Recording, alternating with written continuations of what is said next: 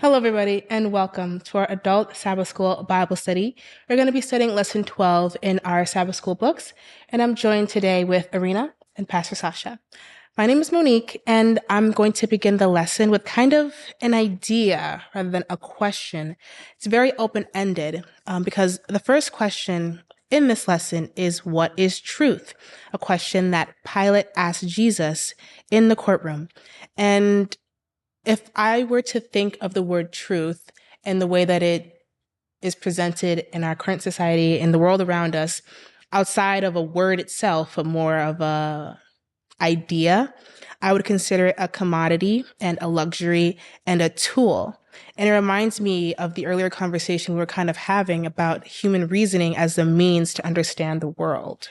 I feel like if we're going to consider truth in a humanly matter, kind of like you were getting at it, it's such a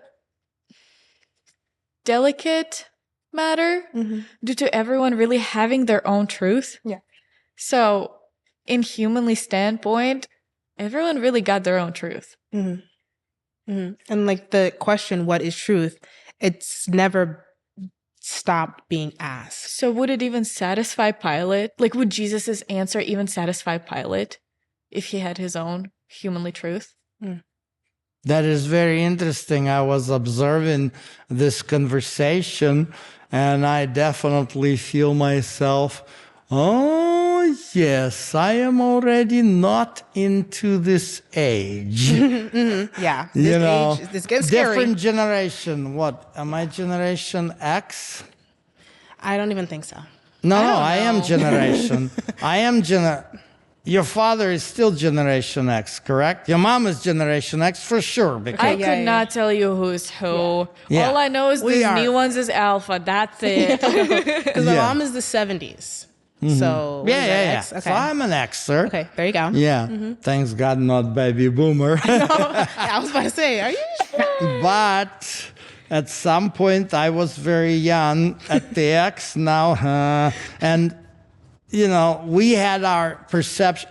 Each generation has a perception of truth differently. But the way how you guys describe it, it's exactly what is called postmodernism. Okay.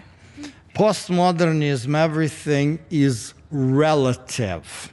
Yep. And everything is personable. Oh, God, yes. So, like putting shivers on my spine, like, oh, yeah. As an Xer, I am fighting for objective justice. Yes, literally. Like, stop looking at everything through your own lens. But I am the Xer.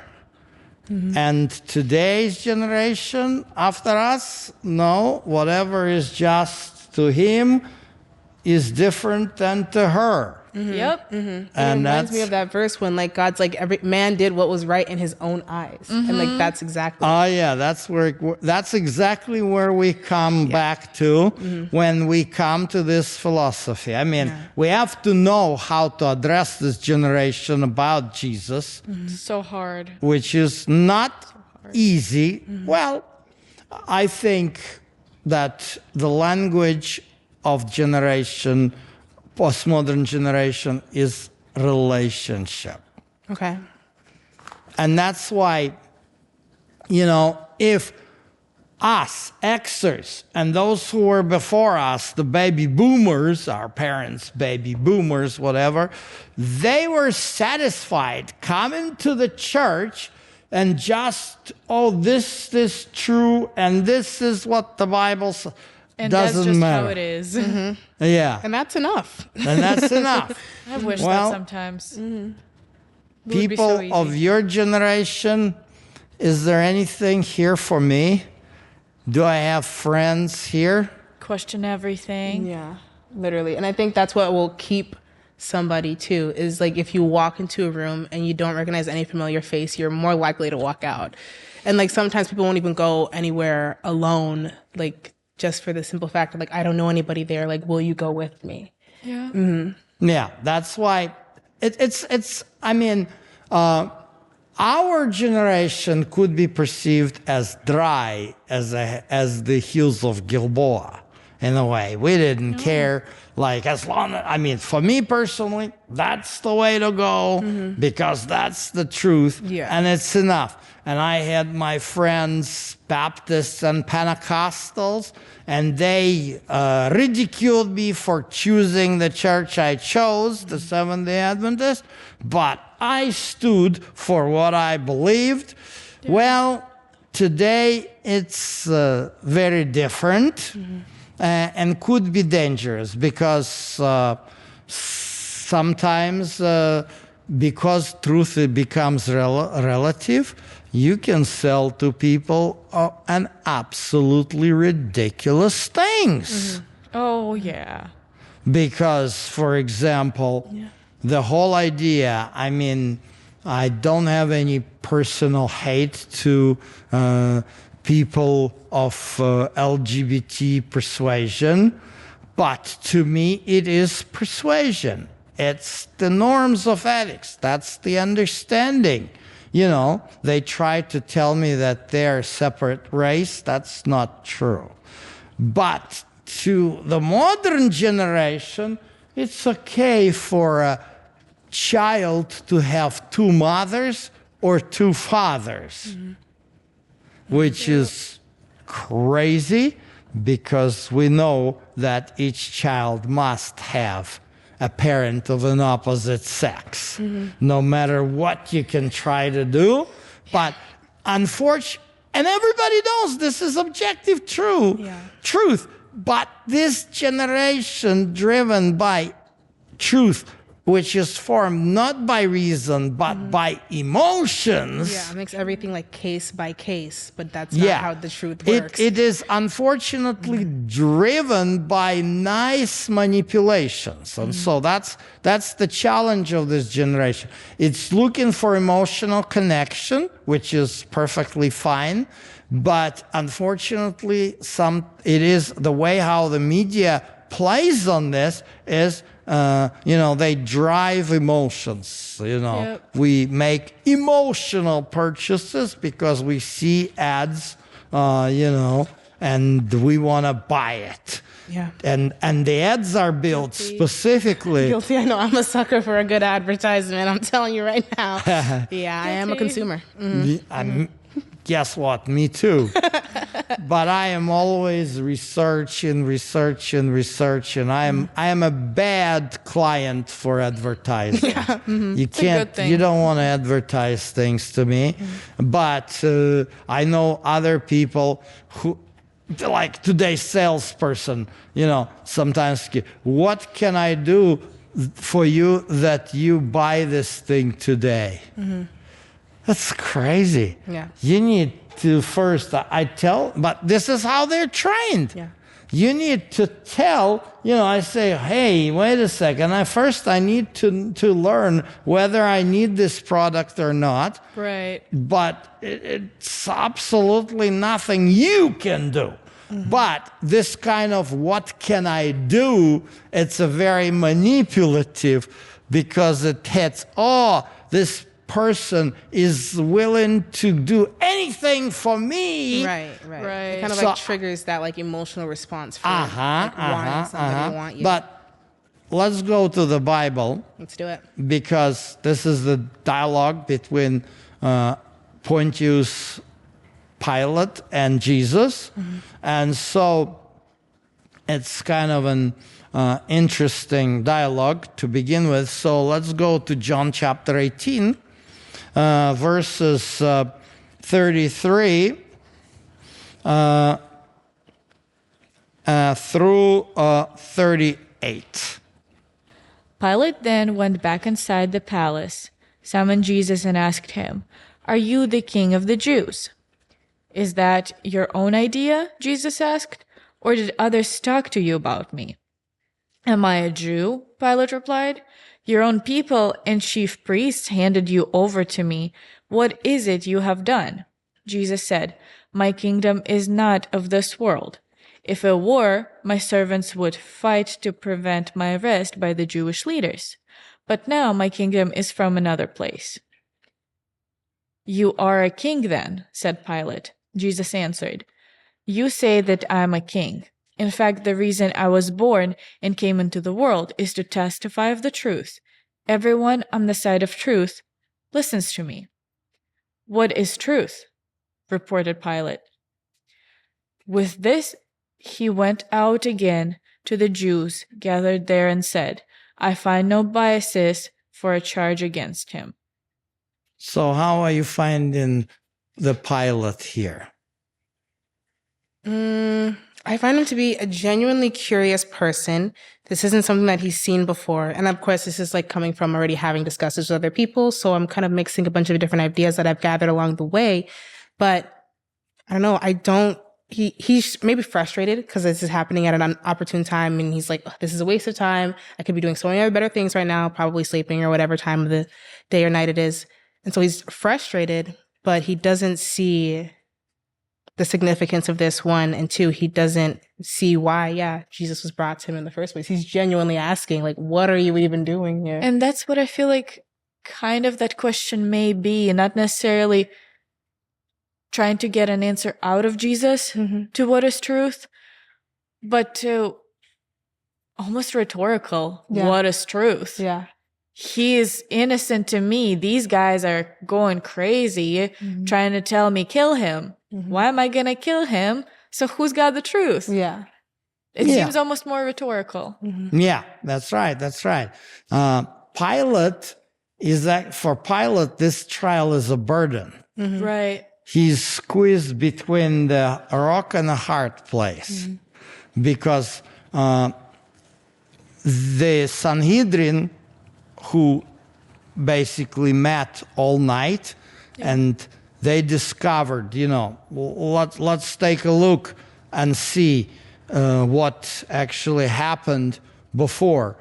Matthew chapter 26, verses 63 through 66. But Jesus remained silent. The high priest said to him, I charge you under the oath by the living God. Tell us if you are the Messiah, the Son of God. You have said so, Jesus replied. But I say to all of you, from now on you will see the Son of Man sitting at the right hand of the Mighty One and coming on the clouds of heaven. Then the high priest tore his clothes and said, He has spoken blasphemy. Why do we need any more witnesses? Look, now you have heard the blasphemy. What do you think? He is worthy of death, they answered. Okay, let's try to parse this. What is blasphemy, in your opinion? Like a lie against the word of God? Like trying to twist the word of God to work with your own agenda? Yeah, I would consider it also like assuming an identity of God or claiming like something that is God's character as your own. Take a look. That's right. Let's go to John chapter 10, verse 30. I and the Father are one. Like literally, right after. Literally. Yeah, so basically, reaction, let's read verse 31. Again, his Jewish opponents picked up stones to stone him. Okay. So what is exactly, Jesus is asking, what's exactly you want to stone me for? And take a look at verse 33, the reply. We are not stoning you for any good work, they replied, but for blasphemy, because you, a mere man, claim to be God. So that's the crime. If according to the law of Moses, let's say somebody, John Doe, would be coming around today and saying, I am God, what would be your reaction? I'd be pretty concerned. Yeah, I'd be very concerned. First thing I do is go look for his father because his father exists out there. He's no virgin-born man of God. That's kind of a blasphemy, and we know in the prophecies that there were systems with blasphemous names, taking the place of God, authority of God. Okay, so then, I don't even want to cut you off, but I do want to ask because I'm curious where you're going with this. So if this is the charge against him, if the charge is blasphemy, then, and they believe it to their core, then is their truth not relative then?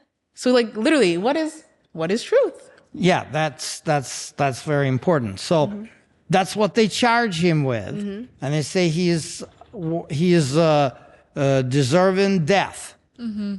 The problem is that if it was somebody else but not Jesus, they would be right.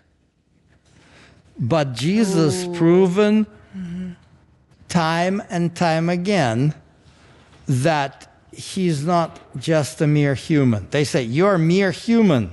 And he says, I'm not. And the answer is, Jesus is not mere human. Because next chapter is chapter 11. He raises Lazarus from the dead. Can mere human raise somebody from the dead? No. So that's the proof. So in other words, Jesus says, I and the Father is one. And the next thing, and he does declare himself God. And the next thing, he raises Lazarus from the dead, proving that he really is. And everybody is watching it. And the reaction from the high priests is extremely political on this. So, Okay, because I have another question for you. I wonder where you're going. Yeah, right. Bring it on. Okay. So they've seen it. They've seen the proof that Jesus is not a mere man, right? So Not then, enough.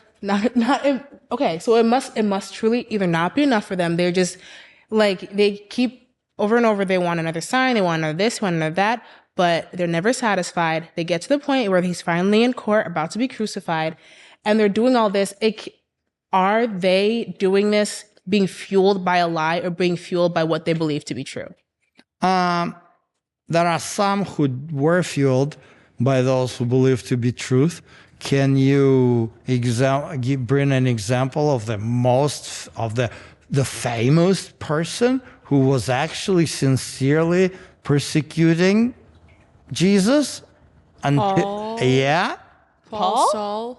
The Paul Saul? Okay, bet that. Or Saul Paul? Yeah.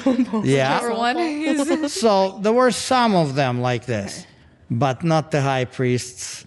They did High under the priests table. did not care. They were political. Take a look. After Lazarus was raised from the dead, this is what high priests are talking. John 11:47 and 48. Then the chief priests and the Pharisees called a meeting of the Sanhedrin. What are we accomplishing? They asked. Here is this man performing many signs. If we'll let him go on like this, everyone will believe in him, and then the Romans will come and take away both our temple and our nation. Okay. You see what they're concerned? Right. So it's not even about what is truth, because the truth is right in front of us. It's obvious and it's clear. A better question then is so what's the lie? At this point, it's is that a lie? Oh yeah, they're driven by political ideas. They don't care for God. They don't care for truth. The operative pronoun there, our temple and our city. It makes me wonder if God himself appeared to them in a cloud, in a vision, I don't know how. If they would still have the audacity to be like, nope, don't believe it. No, honestly, that is curious. Because to which extent would they really go to? right, because right now they consider the Romans to be the greatest power. So, Remember rich man and Lazarus? okay. Yeah. And by the way, we're just reading about Lazarus. It's not an accident that Jesus tells about Lazarus, who is on Abraham's bosom, and the rich man, and this parable is toward the Pharisees, is directed to the Pharisees. Rich man suddenly appears in fire, Remember what he's asking. He's asking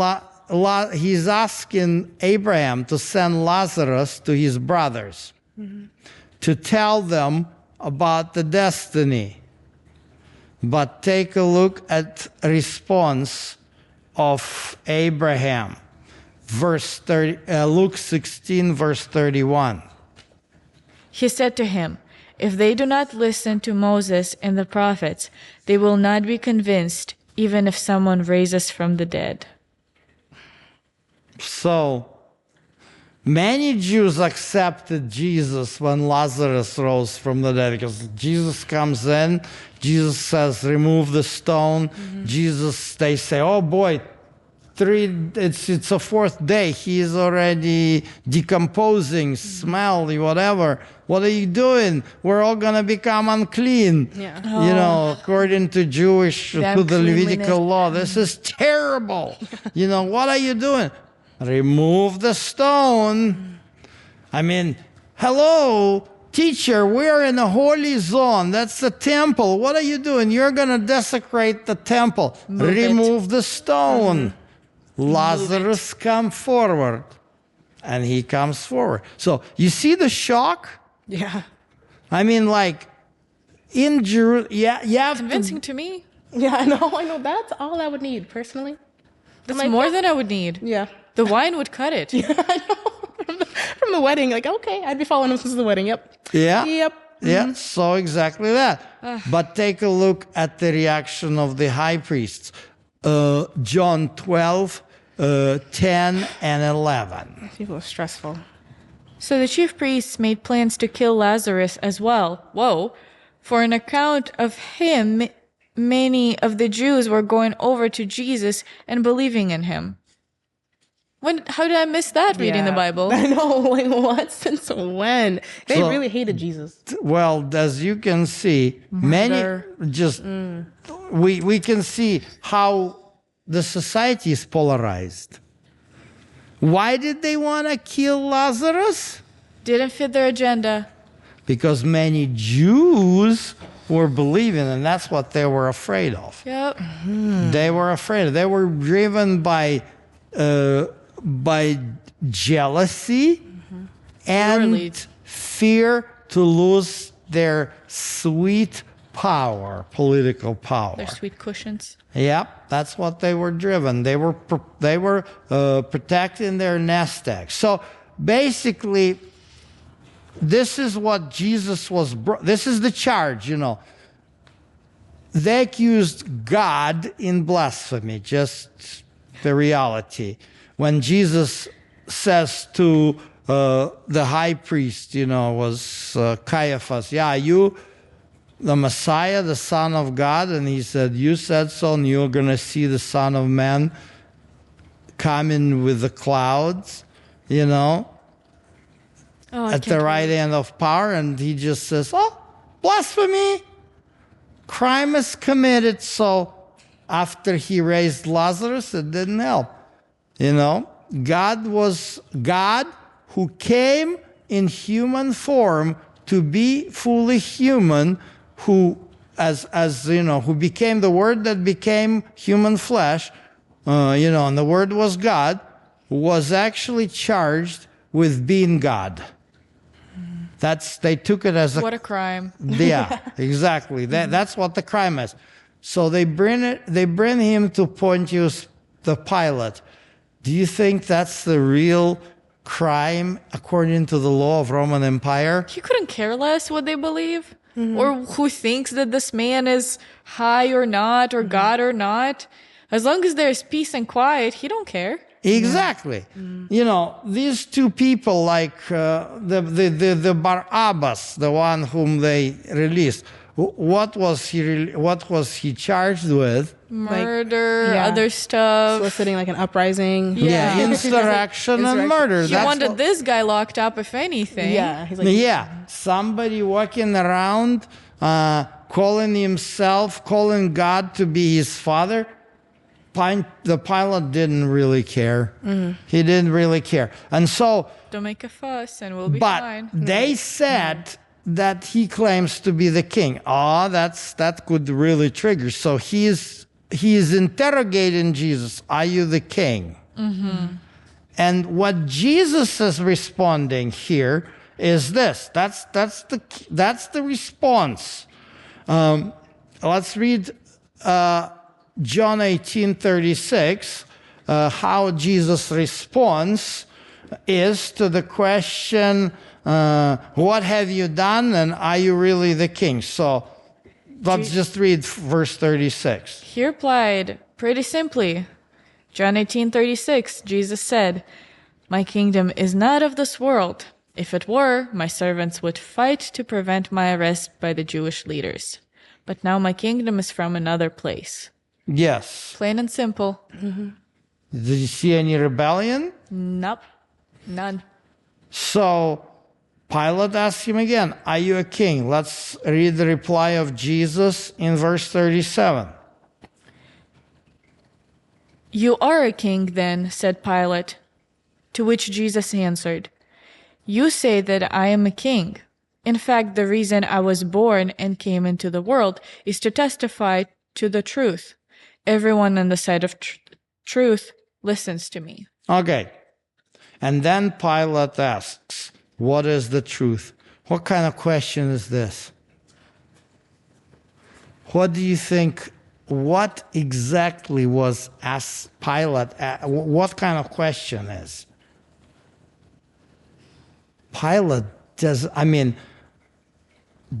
how much of this, what Jesus says, the first part, what Jesus says, if I was the king, somebody would fight for me. That was enough. It was the language of Pilate, Do you see any insurrection? No rebellion. Do you see any rebellion?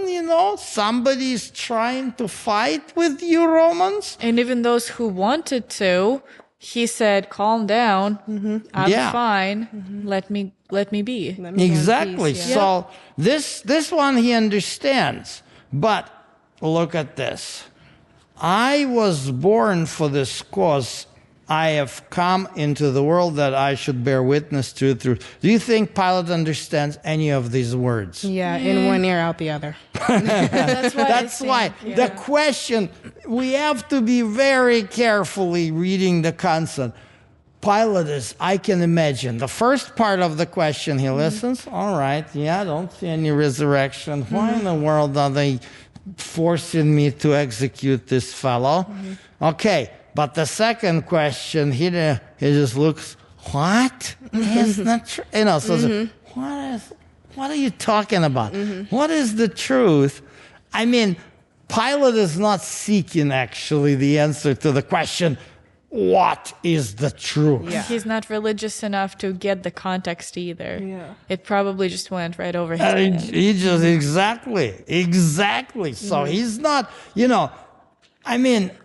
we started with discussion about how postmodern generation Z is thinking, and even the millennials are thinking in similar ways, unlike the Xers like me.